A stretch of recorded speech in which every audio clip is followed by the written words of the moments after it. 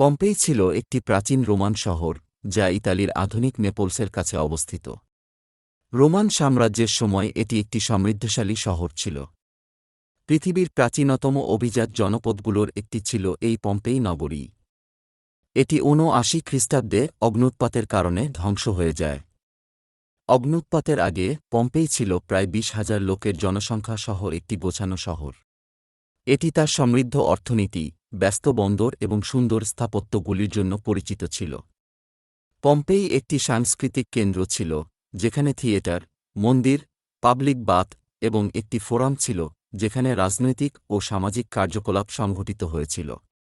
৭৯ খ্রিস্টাব্দে ভিসুভিয়াস পর্বতের আগ্নেয়গিরির ২ দিনব্যাপী সর্বনাশা অগ্ন্যুৎপাতে পম্পেই নগরী সম্পূর্ণভাবে পুড়ে ধ্বংস হয়ে গিয়েছিল।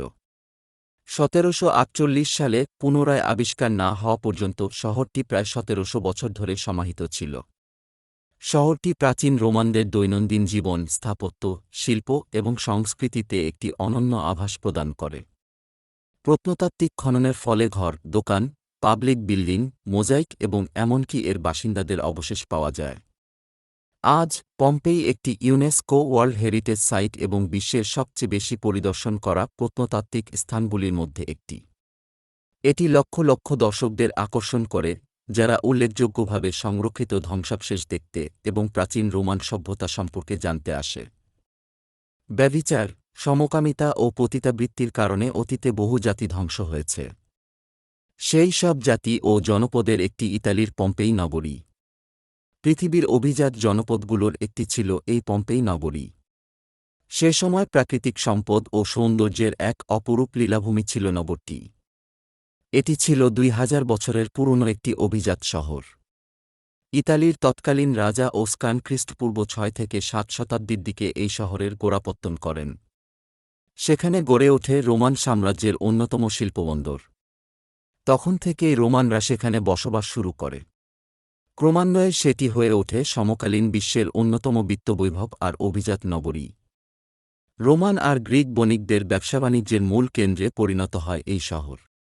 যৌনতায় ছিল এরা অন্ধ। শুধু যৌনকার্যের জন্য প্রতিটি বাড়িতে নির্মিত হতো আলাদা স্থাপনা। বাড়িঘরের দেয়ালে দেয়ালে অঙ্কিত হতো নগ্ন পর্ণচিত্র। নিজেরা তো যৌনতায় ডুবে থাকতই, সেই সঙ্গে নিজের ছেলে মেয়েদের দিয়েও বণিক ও পর্যটকদের যৌন বিনোদনের ব্যবস্থা করতে তারা পিছুপা হতো না। এমনকি তারা নিজেরা পশুপাখির সঙ্গেও যৌন বিকৃতির পিপাসা মেটাত। অভাব নামক শব্দটি হয়তো তাদের কাছে একদমই অপরিচিত ছিল। প্রাকৃতিক সম্পদ ও সৌন্দর্যের এক অপার লীলাভূমি ছিল এ নগরটি। চারপাশে পাহাড়ের অপরূপ সৌন্দর্য আর নান্দনিক দৃশ্যের হাতছানি। সে সময়কার পৃথিবীর সবথেকে সুখী নগরী ছিল এটি। কিন্তু এই নগরীর মানুষগুলো ছিল অত্যন্ত বর্বর, অসভ্য ও নির্মম। মাত্র ১৮ ঘণ্টায় পুরো পম্পেই ঢাকা পড়ে গিয়েছিল আগ্নেয়গিরির লাভায়। হাজার হাজার মানুষ জীবন্ত অবস্থায় সেই লাভায় ঢাকা পড়েছিল। এ শহরের পাশেই ভিসুভিয়াস পর্বত, আগ্নেয়গিরির মধ্যে যাকে সবচেয়ে ভয়ঙ্কর বলা হয়। হঠাৎ বিস্ফোরণ হল। ঘুমন্ত আগ্নেয়গিরি জেগে উঠল। ধোঁয়া, গলিত লাভা পুরো পম্পেই নগরীতে আছড়ে পড়তে লাগল। যারা বাসায় ছিলেন তারা বাড়ির মধ্যেই আটকা পড়ে মারা গেল। সেই আগুনের তাপে সাথে সাথেই মারা গেল রাস্তার অনেকে। ফুসফুস পুড়ে গিয়েছিল তাদের, মাংসপেশিও গলে গিয়েছিল। কয়েকদিন পর আগ্নেয়গিরির লাভা শক্ত হয়ে গেলেও ভেতরে থাকা দেহগুলো ধীরে ধীরে পচতে শুরু করল। পুরোপুরি পচে যাওয়ার পর সেখানে তৈরি হল বাতাস আর হাড় মিশ্রিত জায়গা। সেই দেহাবশেষগুলো এয়ার পকেট আকারে থাকায় তা নিয়ে গবেষণা সম্ভব ছিল না। তাই বিজ্ঞানীরা বুদ্ধি বের করলেন সেই ফাঁকা জায়গাগুলো প্লাস্টার দিয়ে পূর্ণ করার। ৪৮ ঘণ্টা পর সেই প্লাস্টার শুকিয়ে গেলে বেরিয়ে আসলো ২০০০ বছর আগের সেই নগরীর মানুষের আকৃতি। তাদের মৃত্যুর সময়ের করুণ দৃশ্য। প্লাস্টার হওয়ার পর দেহগুলো নিয়ে গবেষণা শুরু করলেন বিজ্ঞানীরা। দেহগুলো পাওয়া গিয়েছিল দলগতভাবে। ৩ জন বা ৪ জন করে একসাথে ছিল তারা। ধারণা করা হয় তারা একজন আরেকজনকে সাহায্য করতে একসাথে ছিলেন। সেই বডিগুলোকে স্ক্যানিং করা হলে আরও বিস্তারিত জানা গেল।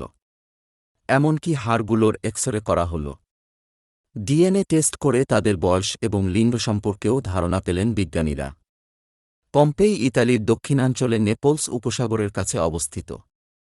বিশেষত এটি ক্যাম্পানিয়া অঞ্চলে অবস্থিত, নেপলসের প্রায় ২২ কিলোমিটার দক্ষিণ পূর্বে। প্রাচীন শহরটি মাউন্ট ভিসুভিয়াসের পাদদেশে অবস্থিত ছিল। পম্পেইয়ের ভাস্কর্য প্রাচীন রোমান সমাজের শৈল্পিক এবং সাংস্কৃতিক দিকগুলির মধ্যে উল্লেখযোগ্য।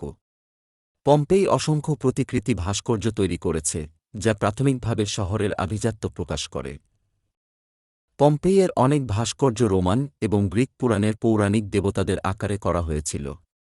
এই মূর্তিগুলি প্রায়শই পাবলিক স্পেস, মন্দির এবং বাগানে স্থাপন করা হতো, যা শহরের সৌন্দর্য বর্ধন করত।